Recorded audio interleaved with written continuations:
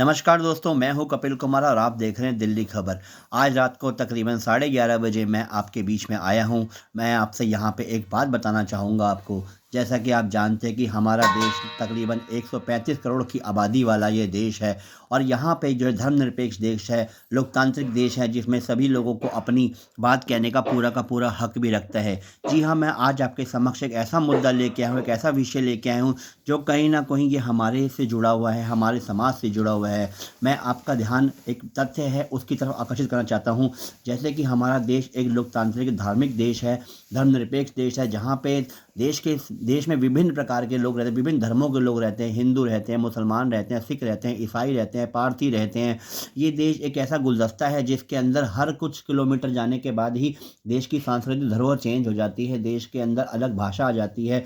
जी हाँ, मैं इस समय आपसे एक बात कहना चाहूँगा कि जो जैन समाज के बारे में कहना चाहूँगा। जैसा कि आप देख रहे होंगे आजकल फ़ेसबुक पे, ट्विटर के ऊपर जैन समाज एक गुंजारिश करता नज़र आ रहा है, जैन समाज एक योगदान की अपील कर रहा है, जैन समाज एक समर्थन माँग रहा है कि हमारा जैन समाज का जो एक तीर्थ स्थान है जिसे संवेद शिखर जी कहा जाता है।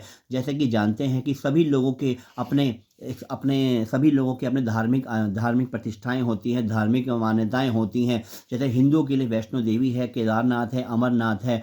ईसाइयों के लिए वेटिकन सिटी हैगा, मुसलमानों के लिए मक्का मदीना है। सरदारों के लिए, पंजाबियों के लिए जो है गुरुद्वारा अमृतसर के अंदर गोल्डन टेम्पल है। उसी प्रकार से जैन समाज भी एक आज अपने संवेद शिखर जी को बचाने के लिए दिन रात प्रयासरत है, एक मुहिम चला रहा है।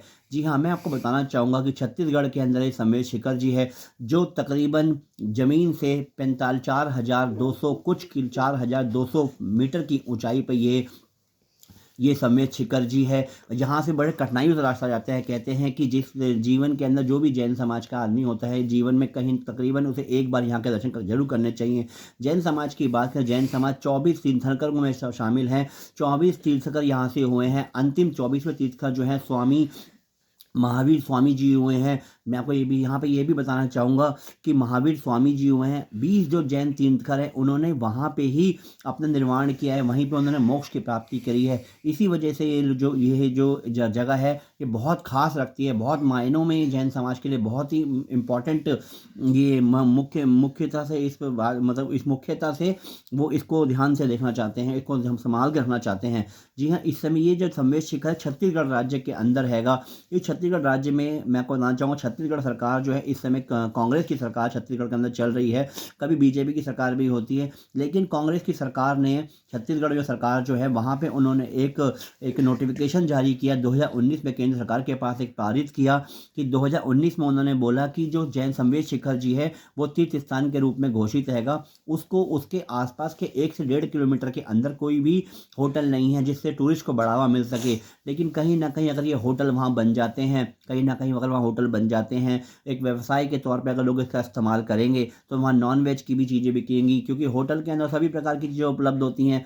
नॉन वेज भी होता है, वेजिटेरियन भी होता है, मांस मदिरा का उपभोग भी करेंगे। लेकिन जैन समाज जो है पूर्ण रूप से सात्विक होता है। जैसे जानते हैं कि जैन जीवन सिद्धांत के जैनों का जीवन सिद्धांत कुछ और अलग टाइप का होता है। जैसे कि कुछ शाम को 7 बजे के बाद वो खाना नहीं खाते हैं, सुबह जल्दी उठना, और भी मुंह पे हमेशा कपड़ा ताकि कोई मच्छर भी ना मर जाए उन लोगों से। तो इस चीज़ को उन्होंने, और मैं मतलब इतना मुख्य तौर पर वो देखते हैं, एक अहिंसा का धर्म का हमेशा से उन्होंने पालन किया। अहिंसा परमो धर्म जो उनके एक मुख्यतः उनकी एक नारा भी रहा है, उनके जीवन का सिद्धांत भी ये रहा है। तो आज वो जैन समाज जो है पूरे देशवासियों से ये चाहता है कि इस संवेद शिखर जी को बचाने के लिए उनकी इस मुहिम का हिस्सा बने। और केंद्र सरकार की अगर मैं बात करूँ, 2019 में राज्य सरकार जो छत्तीसगढ़ में कांग्रेस सरकार है उसने नोटिफिकेशन जारी करके गैजेट के अंदर पर इसे धार्मिक क्षेत्र ना मानते हुए पर्यटन स्थल के तौर पे इसे मान्यता दे दी। लेकिन कहीं ना कहीं ये इनकी धार्मिक भावनाओं से खिलवाड़ है। और केंद्र सरकार की अगर मैं बात करूं तो केंद्र सरकार ने इसकी स्वीकृति भी दे दी है।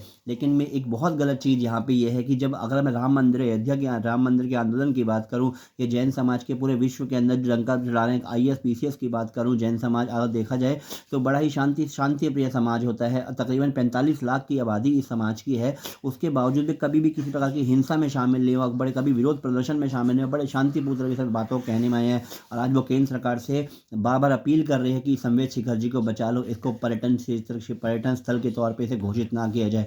तो मैं आज केंद्र सरकार से दिल्ली खबर का एक एडिटर चीफ होने के नाते, दिल्ली खबर का एक प्रमुख संवाददाता होने के नाते मैं आज आपसे एक गुजारिश करता हूं कि नींद से जागो मोदी सरकार। जिस जिस जैन समाज ने शुरू से ही हमेशा से हिंदुओं का साथ दिया है, मुसलमानों का साथ दिया है, देश के अंदर कभी भी भेदभाव नहीं किया, हमेशा से बड़े शांति से रहे हैं, हमेशा देश के कार्यों में योगदान दिया है। तो आज अगर वो अपनी एक बात कहें तो उस बात को प्रमुखता से लिया जाना चाहिए। आशा करूँगा आपको मेरे विचार पसंद आएंगे। धन्यवाद।